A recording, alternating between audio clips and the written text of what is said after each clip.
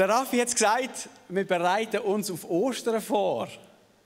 Wir haben gedacht, in einer Zeit, wo Hoffnung und Zuversicht spärlich ist und wo man das Licht am Ende des Tunnels amigs nicht so gut sieht, warum nur an Ostern über Hoffnung reden? Warum nicht ein paar Wochen vorher und sogar noch eine Woche nach Ostern über Hoffnung reden? Lass uns über Hoffnung reden. Ich möchte einen Satz aus der Bibel vorlesen, aus dem Neuen Testament, der für mich entscheidend war oder verantwortlich ist, auch, dass wir diese Serie so machen, wie wir sie machen. Und das ist im Hebräerbrief 10, Vers 23. Lasst uns unbeweglich an der Hoffnung festhalten, zu der wir uns bekennen. Denn Gott ist treu und hält, was er zugesagt hat. Gott hat uns an Ostern durch die Auferstehung von Jesus Hoffnung geschenkt. Aber unsere Aufgabe ist es, die festzuhalten. Wir müssen sie festheben. Unbeweglich, unbeirrbar. Daran festheben. Hast du jemals mit einem Hund gespielt, der einen Stock im Maul hat? Hast du jemals einen Hund mit einem Hund gespielt? Wer kennt Hunde? Ja. Wenn ein Hund richtig den Stock will haben, dann beißt er fest und dann kannst du rissen und machen und tun. Der Hund lässt nicht los. Wir haben einen Hund, ich bin mit einem Hund aufgewachsen. Ich habe probiert, dem Hund das Knick zu brechen. Ich habe probiert, den umzuschleudern. Der lässt nicht los. Sogar wenn der Boden unter den Füßen weggeht, du kannst den Hund umschleudern. Der lässt nicht los. Und ich habe das Gefühl, Gott sagt uns Christen in dieser Zeit, lasst euch die Hoffnung nicht einfach so los, die euch geschenkt worden ist. Hebt fest an dem. Beisset fest. Auch wenn es rüttelt und schüttelt und der Boden vielleicht unter den Füßen weggerissen wird, hebt fest an dieser Hoffnung. Entwickelt ein Biss, oder? Wir greifen nach dem und nach dem und nach diesen Massnahmen und nach diesem Impfstoff und dann greifen wir nach dem und dem. Und ich habe das Gefühl, Gott sagt uns, hey, die letztendliche Hoffnung, die wirklich greift, ist Jesus. Der Satz, den ich vorher vorgelesen habe, aus dem Hebräerbrief, lasst uns unbeweglich an der Hoffnung festhalten, den kann man auch anders übersetzen. Man muss das Verb unbeweglich, unbeweglich kann man auch als Adjektiv in diesem Satz einbauen. Und das wird dann so aussehen, Hebräer 10, 23. Lasst uns an der unbeweglichen oder unverrückbaren Hoffnung festhalten. Das kannst du ja so formulieren. Das heisst, das ist nicht nur eine Aufforderung an dich und mich, es ist auch eine Ermutigung. Wir sollen nicht nur unbeweglich an dieser Hoffnung festhalten, sondern der Schreiber sagt, hey, die Hoffnung, die Gott uns geschenkt hat, ist selber unbeweglich. Die Hoffnung, die Gott uns schenkt, ist unverrückbar, unbeweglich. Die Hoffnung steht fest und wir dürfen die festhalten. In der Auferstehung hat Gott durch Jesus den Tod besiegt und er startet sein Reich, das unzerstörbar ist, unverrückbar ist. Eines Tages wird sein Reich von der Liebe, von der Gerechtigkeit und vom Frieden vollständig da sein. Das kommt unaufhaltsam auf uns zu. Die Bibel redet an einer anderen Stelle darüber, dass wir eine lebendige, unverwesbare Hoffnung bekommen haben. Warum ist die lebendig? Warum ist unsere Hoffnung unverweslich? Weil Jesus lebt.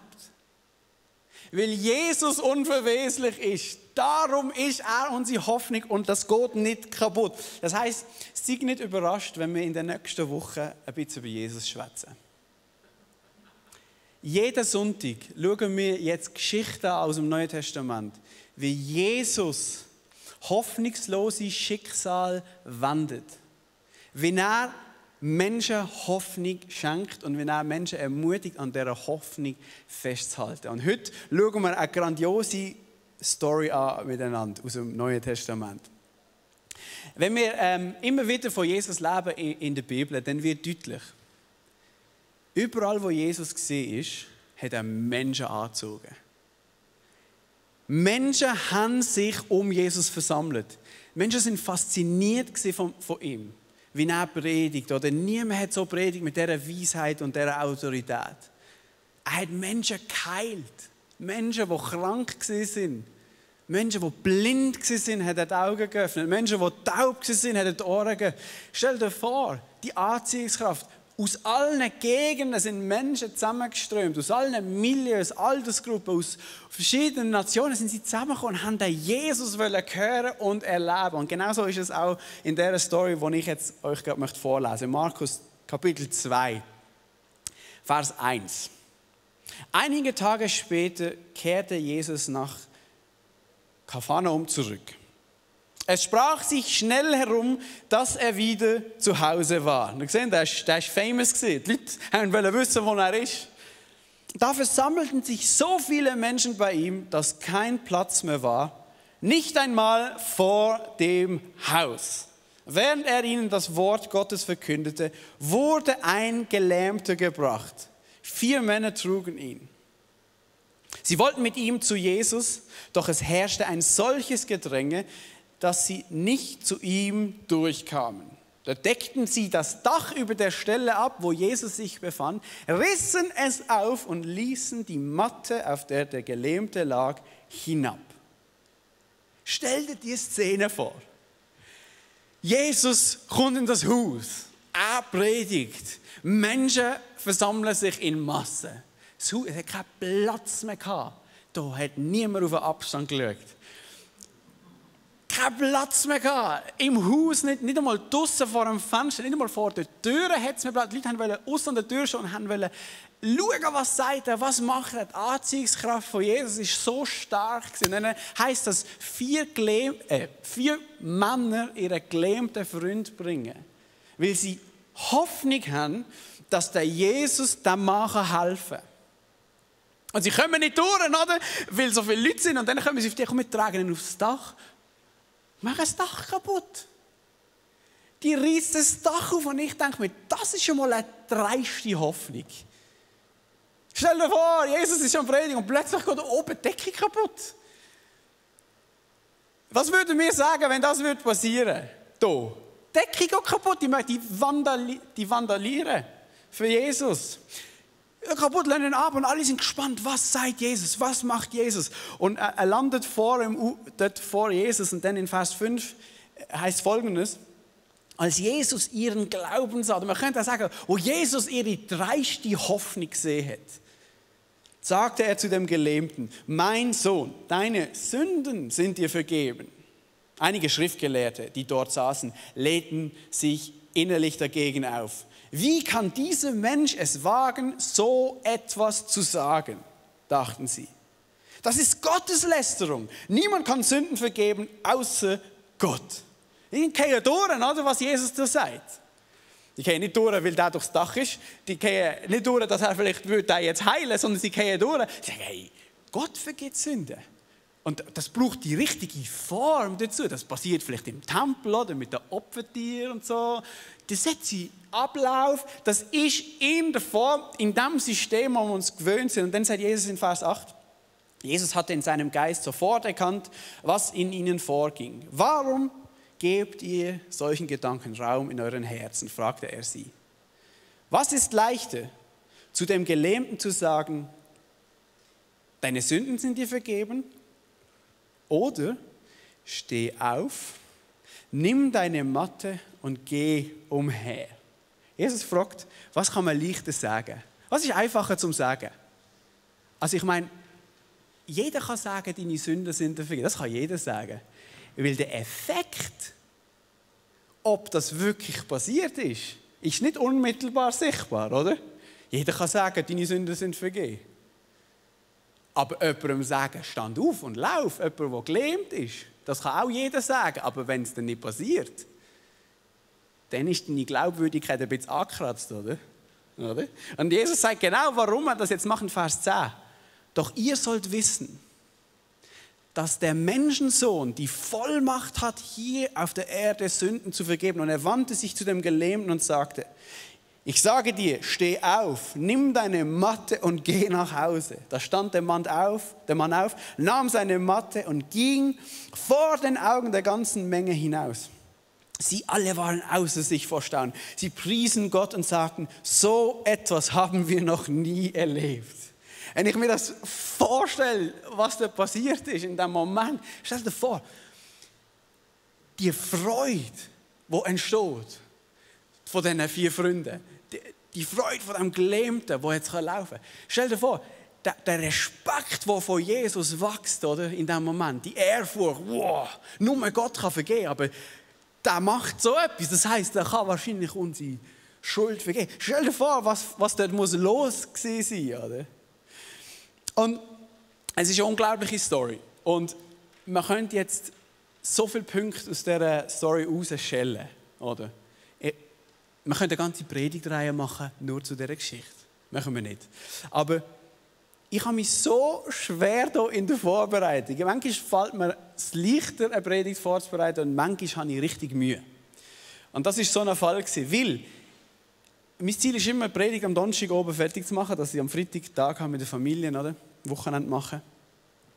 Und ich habe frustriert am Freitag oben um 11 Uhr meinen Laptop zugeklappt, weil ich einfach nur einen Punkt formulieren konnte, was mir aus dieser Story wichtig ist. Und ich habe so gedacht, es gibt so viele Sachen, die man noch sagen kann. Es gibt so viele Facetten. Und ich habe es einfach nicht in Struktur gebracht. Ich habe es nicht angekriegt. Ich war so frustriert. Ich dachte, okay Gott, in diesem Fall bringe ich halt einfach nur diesen Punkt. Ja, dann ist es halt doof. Und bevor ich sage, was das für ein Punkt ist, ich glaube es mir jetzt vielleicht nicht, aber ich habe nicht gewusst, dass der Worship-Leiter am Donnerstag oben schreibt, er ist krank und es gibt kein Worship. Das habe ich nicht gewusst, aber als er mir angerufen hat, habe ich gedacht, yes. Nicht wegen ihm, Leute, sondern wegen meinem Punkt. Mein Punkt ist folgender, dass es mir wichtig war in der Geschichte. Und ich glaube, Gott möchte uns das jetzt wirklich sagen heute Morgen. Das, was Kirche attraktiv macht, ist Jesus. Das, was anziehend ist an Kirche, ist Jesus. Es ist nicht das schöne Haus gewesen, das die Menschen angezogen hätten.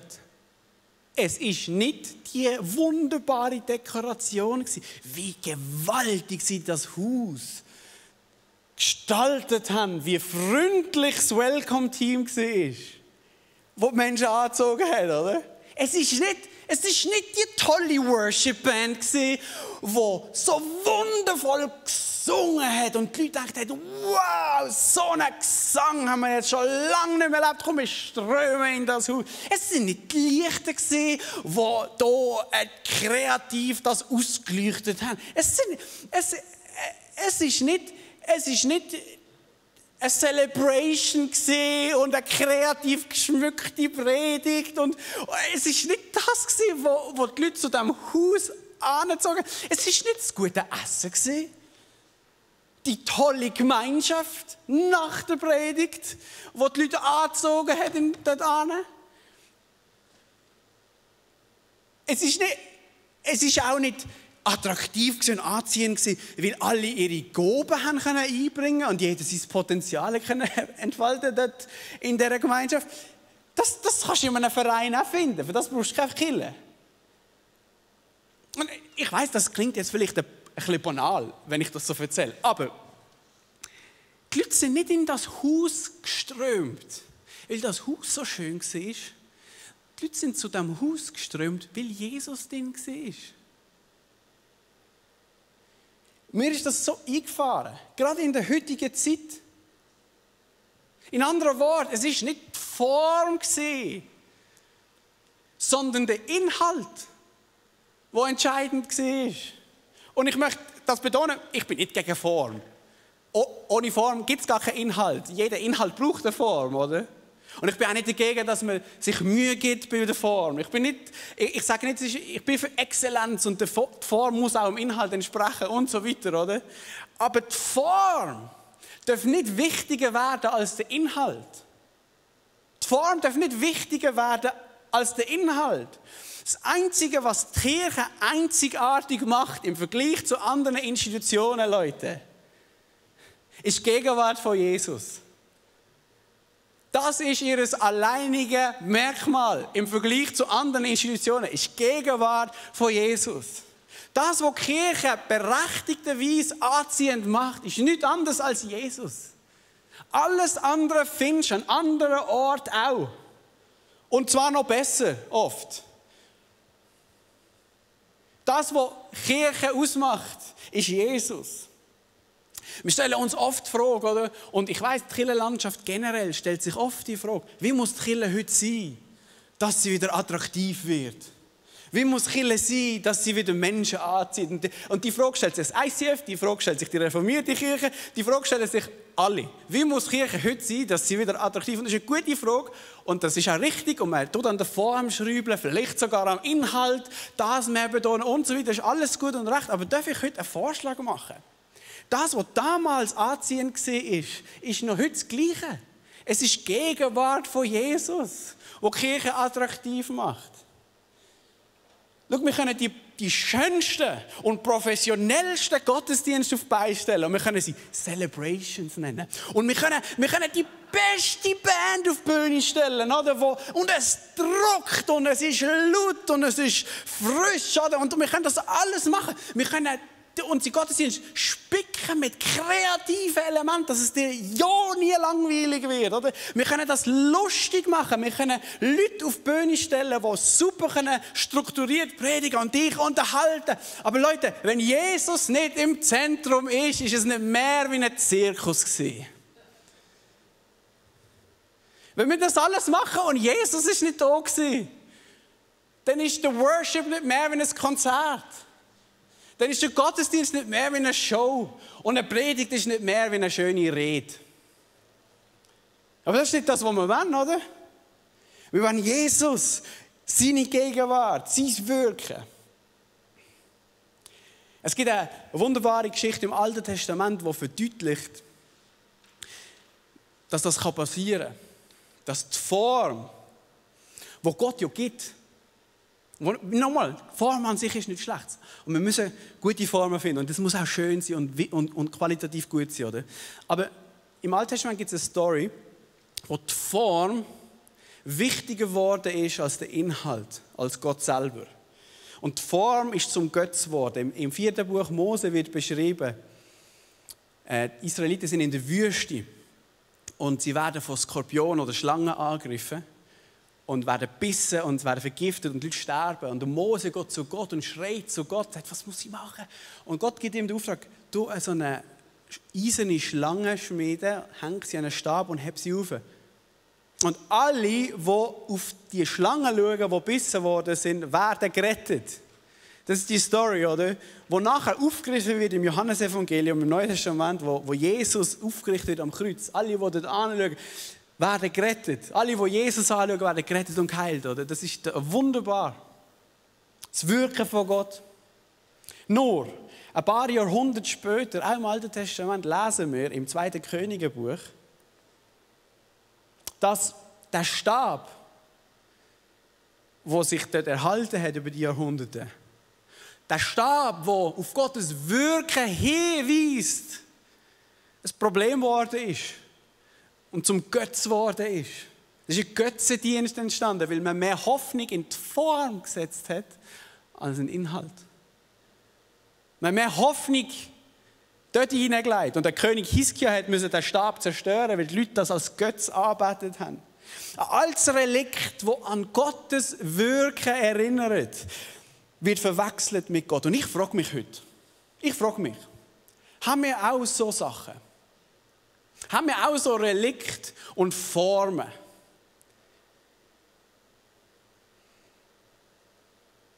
Wo wir so auf Hochglanz poliert haben und wo wir uns so gewöhnt sind daran und wo auch ja gut sind, aber wir sind so fixiert auf die Form, dass wir gar nicht mehr wissen, wenn die Form mal wegbricht, wie man eigentlich noch Gottesdienst feiert.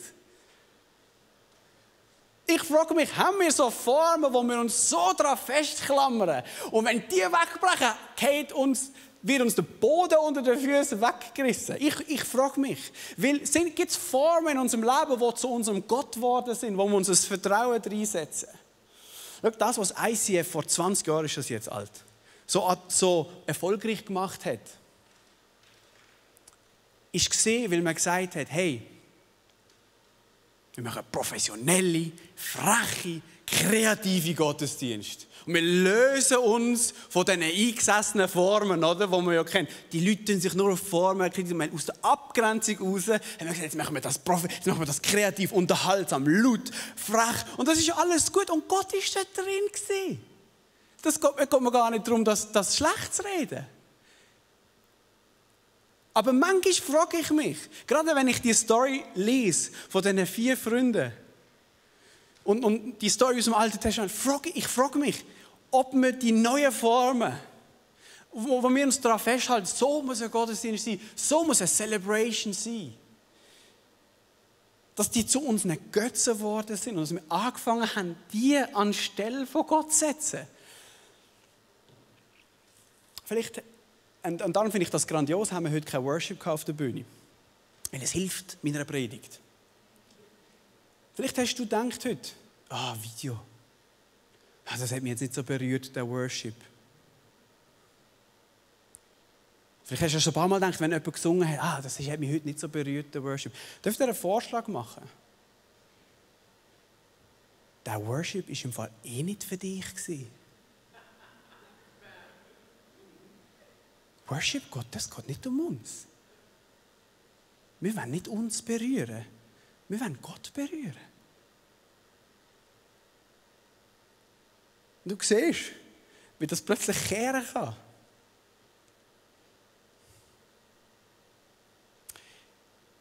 Gott hat eine Tendenz. Und das lese ich in der ganzen Bibel, vom Anfang bis zum Schluss. Gott hat eine Tendenz. Er tut gern Götzen wegnehmen. Er tut gern Götzen zerstören. Und je nachdem, wie viel Vertrauen und wie viel Liebe wir zu diesem Götzen hatten, ist das schmerzhafter und macht mehr weh. Ich mache mir so einen Stress, wenn wir die Qualität von unseren Gottesdiensten nicht auf ein Level kriegen, das ich ansprechend finde persönlich. Ich mache mir so einen Stress, oder wenn wir den Livestream, wenn die Qualität nicht stimmt, oder wenn es nicht gut tönt, oder? Und ich mache mir Stress, weißt, wenn das Licht nicht, ich mache mir so einen Stress wegen so Zeug und Sachen, oder? Und dann im ICF ist unser Zugfahrt ist der Sonntag, oder? Wir wollen, das ist wichtig, und dann kommt die blöde Pandemie, oder? Und man darf nicht einmal singen. Und dann wird noch der Worship-Leiter krank. Gute Besserung, Bruce. Aber dann lese ich die Story von diesen 4 Freunden, oder? Wie sie den Gelähmten zu Jesus bringen, ins Haus hineinbringen und merke, wie wenig wichtig das Haus ist. Leute, es kann sogar sein, dass wenn Jesus in dein Haus kommt, das Dach kaputt geht. Es kann sein, dass deine Form zerbricht. Wenn Jesus in dein Haus kommt, kann es sein, dass deine Form kaputt geht. Dein Haus kaputt. Wer hat den Dachschaden eigentlich gezahlt in dieser Geschichte? Das steht nie. Der arme Sieg, oder?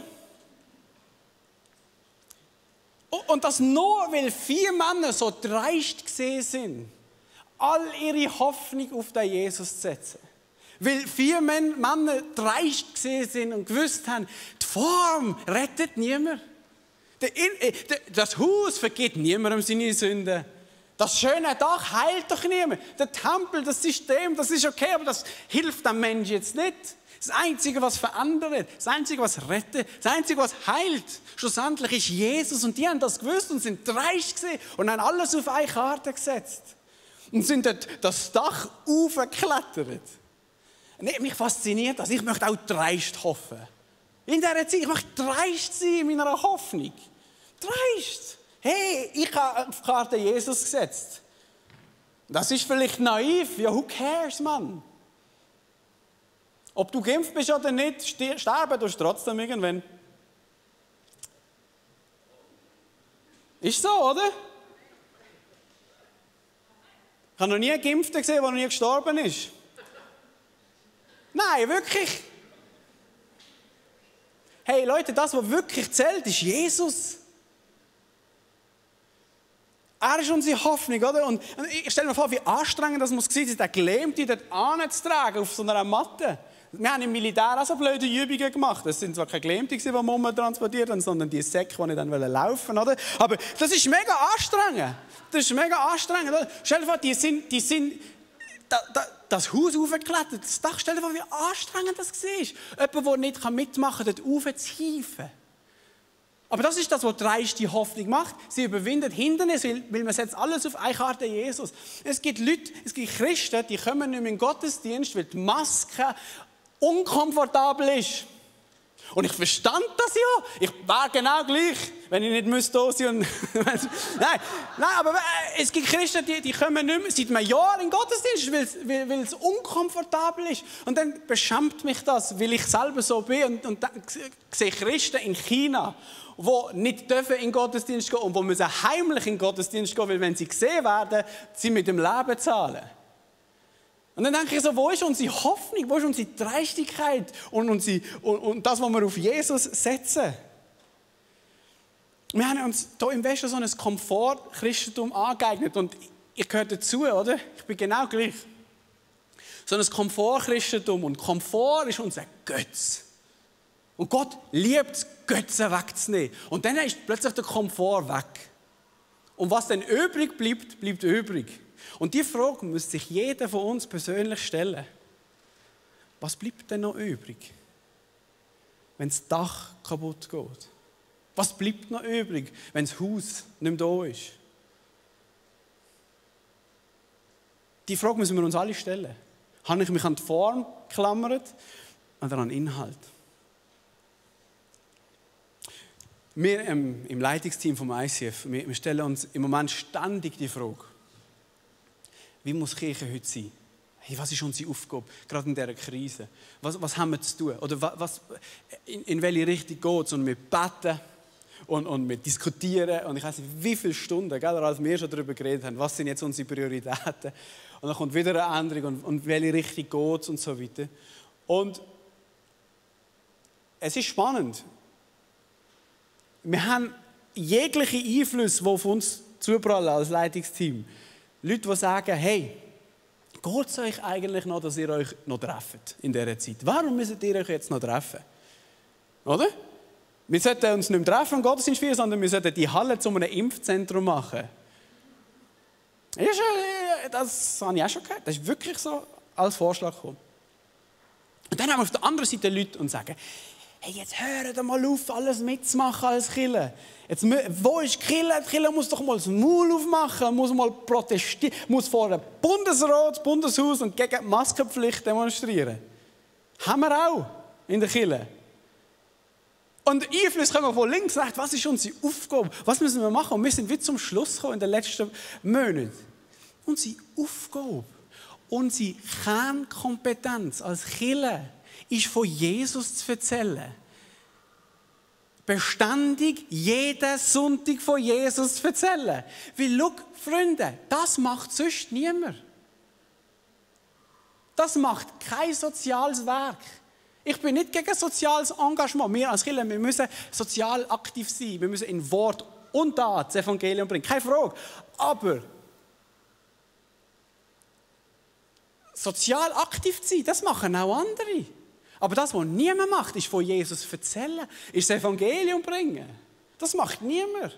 Und ich bin so froh, dass sich Politiker Kappen waschen gegenseitig und über die Massnahmen diskutieren und die Debatte führen. Ich bin so froh, dann muss ich das nicht machen. Dann habe ich Fokus und kann auf Jesus hinrichten. Ich bin so froh, läuft das, die Debatte. Ich bin froh, gibt es Wissenschaftler, ich bin froh, die streiten. Ist alles gut und recht? Wenn sie nicht streiten würden, würde ich wahrscheinlich das Maul aufmachen als Prediger, oder? Aber Es passiert und ich bin so froh, muss ich nicht. Ich kann mich auf Jesus fokussieren. Wir können Jesus predigen. Wir können von ihm erzählen, weil er ist schlussendlich unsere Hoffnung, die nicht kaputt geht und die nicht verwest und die unzerstörbar ist. Niemand sonst predigt von Jesus.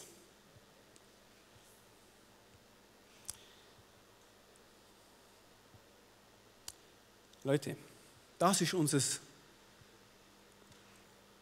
alleinige Merkmal als Kirche. Das ist das, was uns unterscheidet von allen anderen Institutionen. Jesus ist der Kirche attraktiv macht. Lasst uns zurückkommen zum Inhalt. Es ist er, der den Unterschied macht. Eines der schlimmsten Komplimente, die du mir geben kannst nach einer Predigt. Und das ist gut gemeint, verstehe mich nicht falsch, aber das habe ich schon so oft erlebt, ich hasse es. Ich sage es dir auch, wenn du mir sagst. Die es gesagt haben, die wissen, dass ich es nicht mag. Etwas vom Schlimmsten, was du mir sagen nach einer Predigt, wenn du es gut meinst und mir ein Kompliment bist, ist sagen, das war eine schöne Predigt. Wer braucht eine schöne Predigt?